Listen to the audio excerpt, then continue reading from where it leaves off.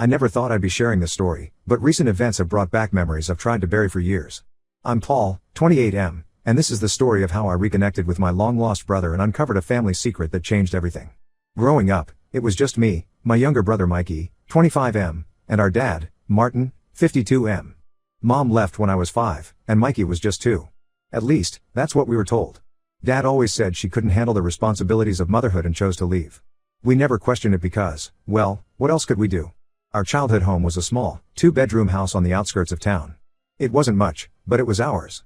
I remember the creaky floorboards in the hallway, the way the kitchen faucet always dripped no matter how many times Dad tried to fix it, and the old oak tree in the backyard where Mikey and I spent countless summer days building makeshift forts and pretending to be explorers.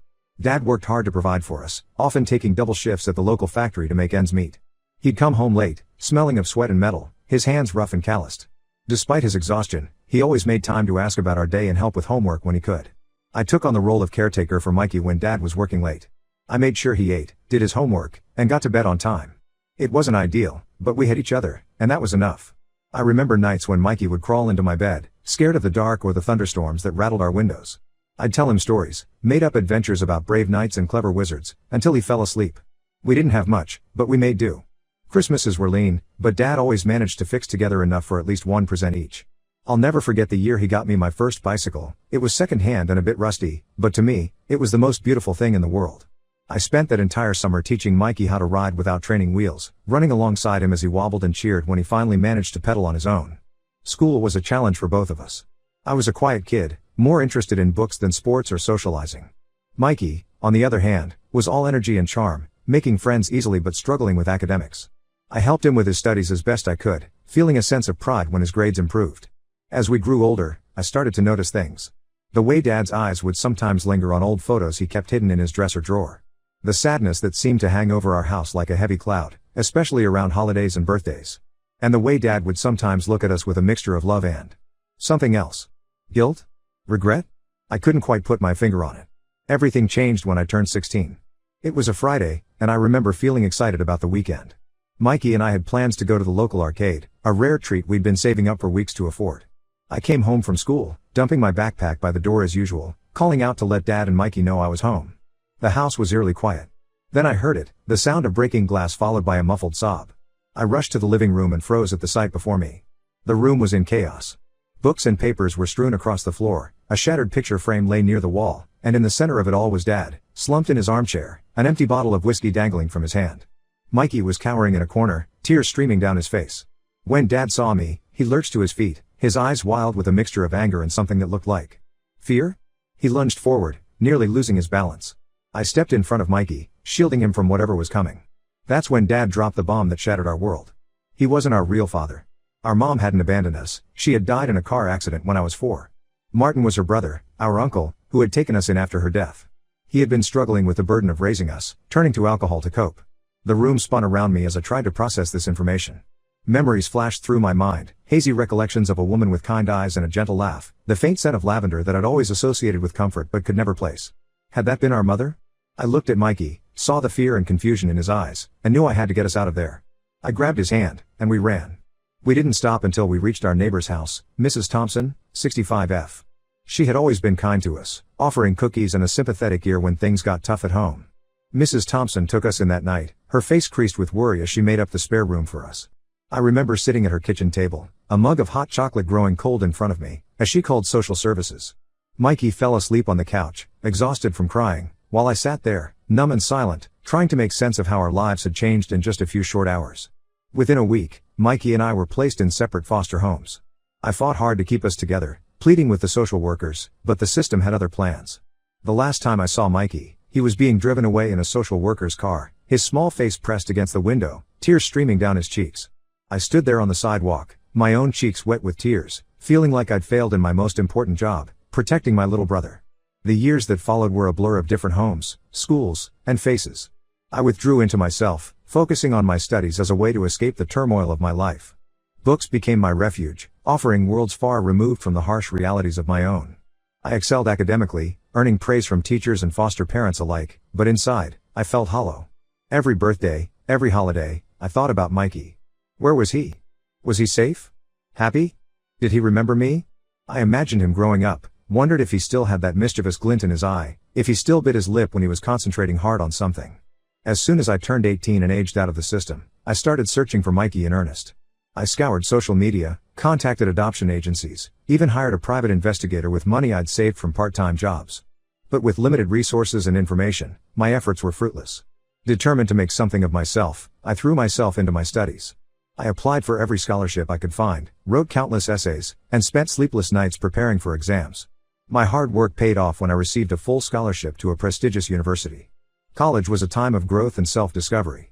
I made friends, joined clubs, even dated a bit.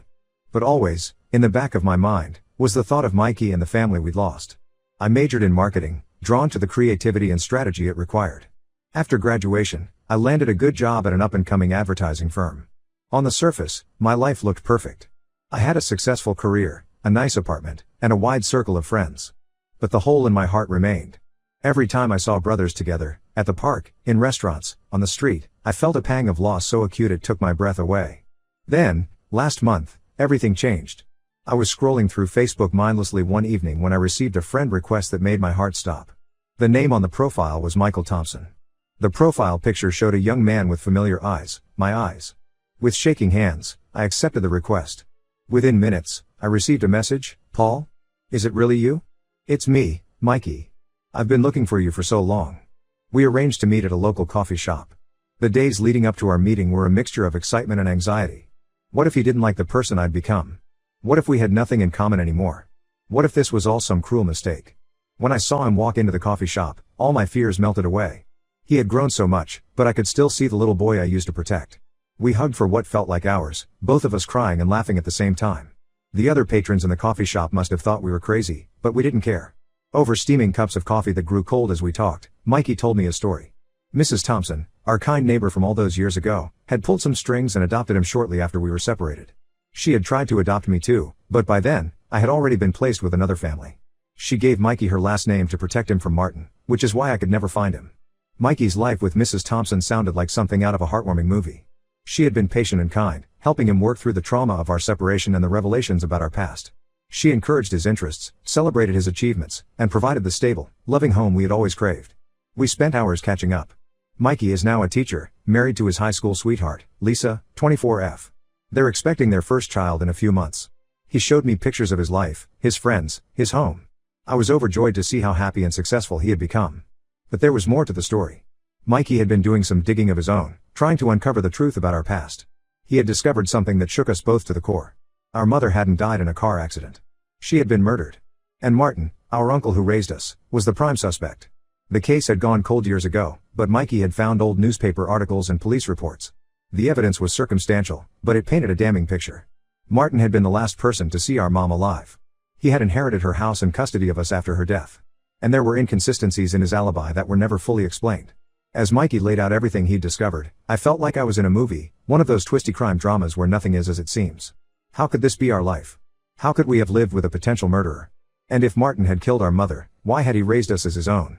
Now, we're faced with a decision. Do we reopen old wounds and push for the case to be reinvestigated? Or do we leave the past in the past and focus on rebuilding our relationship as brothers? I'm torn. Part of me wants justice for our mother, wants to know the truth about what happened that night. But another part of me is terrified of what we might uncover. What if Martin really did kill her? Can we handle that truth? For now, Mikey and I are taking things one day at a time. We're getting to know each other again, filling in the gaps of the years we missed. It's strange and wonderful and heartbreaking all at once. We swap stories of our childhoods, the good and the bad, and marvel at how different our paths have been. I don't know what the future holds, but I do know one thing: I'm never letting my little brother go again. Whatever comes next, whatever truths we uncover, we'll face it together.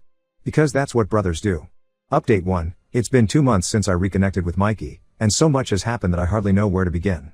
The joy of our reunion has been tempered by the weight of the past we're uncovering, but having my brother back in my life has given me a strength I never knew I possessed. After much discussion, Mikey and I decided to pursue the truth about our mother's death. We couldn't let it go, knowing there was a possibility that her killer was still out there, possibly the very man who raised us. The decision wasn't easy. We spent countless nights talking it over, weighing the potential consequences against our need for closure. We started by reaching out to the detective who had originally worked on the case, Detective Simmons, 58M. Finding him wasn't easy, he'd retired years ago and moved to a small town on the coast. But Mikey, ever resourceful, managed to track down his contact information through an old colleague at the police department. When we called him, Detective Simmons was initially hesitant to discuss the case. But something in our voices must have moved him, because he agreed to meet with us. We drove 3 hours to his hometown, a quaint little place with more fishing boats than cars. We met Simmons at a small diner by the harbor. I'll never forget the look on his face when we walked in. He looked like he had seen ghosts, his weathered face paling as he recognized us from old case photos. "I always wondered what happened to you boys," he said, his voice gruff with emotion. "Your mother's case. It haunted me for years." Over plates of greasy diner food that none of us really ate, Detective Simmons spent hours going over the case with us. He shared details that hadn't been in the newspaper articles or police reports we had found. Our mother, Angela, 29F, had been found in her car at the bottom of a ravine off a lonely stretch of highway. The initial ruling was an accident, but Simmons had never bought it. There were no skid marks on the road, he explained, his coffee growing cold as he gestured with his hands. No sign that she had tried to brake. And the guardrail?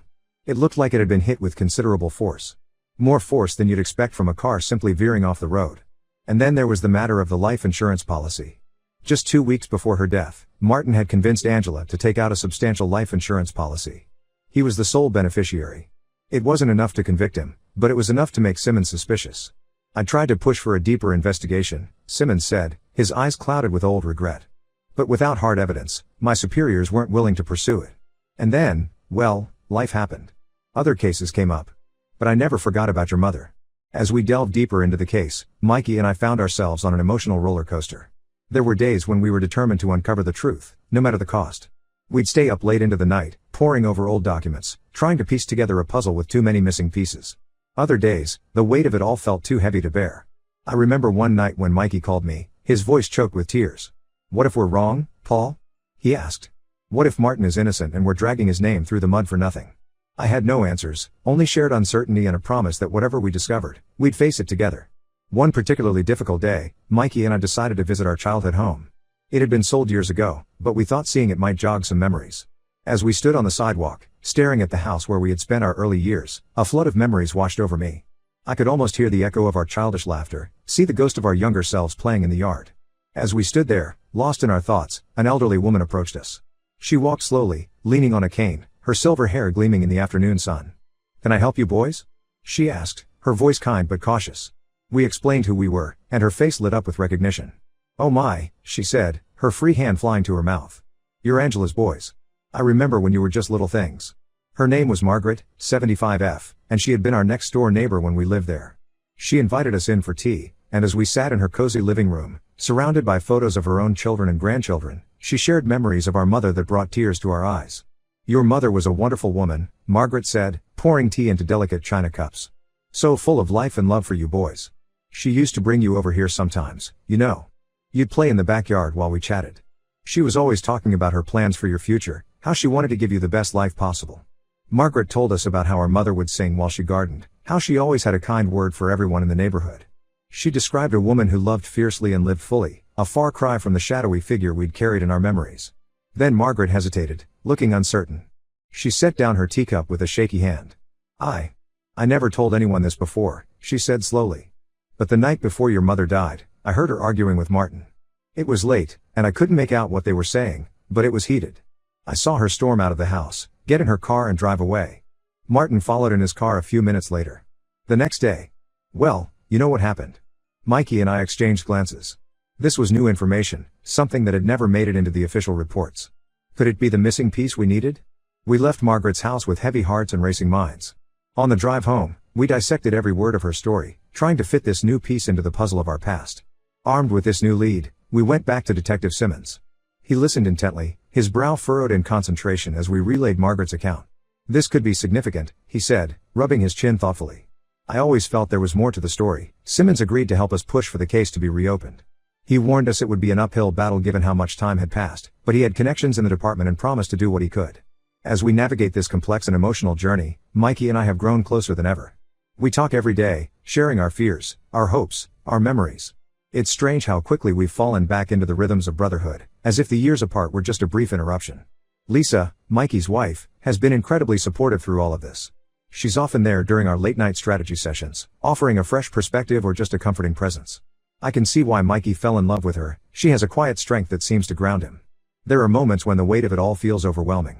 Like when we found an old photo album in Margaret's attic, filled with pictures of our mother. Seeing her face, so like Mikey's, with my eyes, brought home the reality of what we lost. Or when we had to explain to Lisa's parents why we might not be able to make it to their anniversary party. How do you tell someone you might be busy trying to solve your mother's decades-old murder? But then I look at Mikey, see the determination in his eyes, and I know we can face anything as long as we're together. We're not just doing this for ourselves, or even for our mother. We're doing it for the truth, whatever that might be. The road ahead is uncertain, but for the first time in years, I feel like I'm exactly where I'm supposed to be. With my brother by my side, we're ready to face whatever comes next. Update 2, another month has passed, and our lives have taken yet another unexpected turn. The detective working on reopening our mother's case called us with some startling news. They found new evidence. It turns out that an old security camera from a gas station near the ravine where our mother's car was found had been storing footage from that night. The camera had been thought to be broken at the time, but a tech-savvy officer managed to recover some corrupted files. The footage isn't clear, it's grainy and dark, but it shows a car matching our mother's model being followed closely by another vehicle on the night she died. The second car's license plate isn't visible, but the make and model matched the car Martin owned at the time. This new evidence was enough to get the case officially reopened. Mikey and I were called in for questioning, asked to recount everything we could remember from our childhood. It was a grueling process, dredging up memories we had long tried to forget. We spent hours in a small, stuffy interview room, answering question after question. What was our relationship with Martin like? Did we ever notice any tension between him and our mother? Did we remember anything unusual from around the time of her death? One particular memory stood out. I remembered a night, not long before we were taken away, when I overheard Martin on the phone. He was angry, shouting about money and secrets. At the time, I didn't understand what it meant, but now, it seems significant. I told the detectives about this, watching as they exchanged glances and scribbled notes. They asked me to try and remember more details. What exactly did Martin say? What time of night was it? Did I ever hear him make similar calls? I felt frustrated by how much I couldn't recall, how much had been lost to time and trauma. As the investigation progressed, we learned more about our mother's life, and Martin's. It turns out that Martin had been in significant debt at the time of our mother's death. The life insurance payout had cleared all his debts almost overnight. The police also uncovered records of large cash withdrawals from our mother's bank account in the weeks leading up to her death. When questioned about this, Martin claimed that Angela had been planning to leave town with us, and the money was for our new life. But no one could corroborate this story. Throughout all of this, Mikey and I have been struggling with conflicting emotions. On one hand, we want justice for our mother. The thought that her killer might have been walking free all these years, that we might have lived under the same roof as him, makes my blood boil. On the other hand, the thought that the man who raised us, despite his flaws, might be a murderer is almost too much to bear. I remember Martin teaching me how to ride a bike, helping Mikey with his math homework, working long hours to keep a roof over our heads. How do I reconcile those memories with the possibility that he might have killed our mother? Lisa, bless her, has been our rock through all of this. She's listened to our fears, held us when we cried, and reminded us to eat and sleep when we got too caught up in the investigation. Her pregnancy is progressing well, and sometimes, in the midst of all this darkness, feeling the baby kick brings a moment of pure joy. Then, last week, everything came to a head. The police called us in again, this time with news that made my blood run cold. They had found Martin. Update 3, the past week has been a whirlwind of emotions and revelations. When the police told us they had found Martin, Mikey and I braced ourselves for a confrontation. But what happened next, none of us could have predicted. Martin wasn't found alive. His body was discovered in a small apartment in a neighboring state, where he had apparently been living under an assumed name for years. The cause of death was determined to be natural causes, a heart attack. The apartment was a treasure trove of information. Among Martin's belongings, the police found a journal. In it, Martin had written a detailed confession of what really happened the night our mother died. According to the journal, Martin had indeed been deeply in debt. He had approached our mother for help, but she had refused, threatening to cut him off completely. In a fit of desperation and anger, Martin had followed her that night, intending to confront her again. Their argument on the road had become heated. Martin admitted to running Angela's car off the road, but claimed he hadn't meant to kill her. He wrote about his shock and horror when he realized what he had done, about how he had panicked and fled the scene. The journal went on to detail the guilt and remorse that had eaten at him over the years. He wrote about how he had tried to make it up to us by raising us as his own, but that the weight of his secret had driven him to drink and ultimately to abandon us. Reading those words, hearing the full truth after all these years, was overwhelming. Mikey and I spent hours talking, crying, trying to process everything. We felt anger, grief, confusion, and a strange sort of relief at finally knowing the truth. The case is now officially closed. Martin's confession, along with the other evidence, provides a clear picture of what happened that night. There will be no trial, no sentencing, no face-to-face confrontation. In a way, I'm grateful for that. I'm not sure I could have faced Martin after learning the truth. As for Mikey and me, We're focusing on healing and moving forward. We've decided to honor our mother's memory by starting a foundation in her name, aimed at helping children who have lost parents to violence. Lisa gave birth to a beautiful baby girl last week. They named her Angela, after our mother. Holding my niece for the first time, I felt a surge of love and protectiveness. I promised her silently that she would grow up knowing the truth about her grandmother, not just how she died, but how she lived and loved.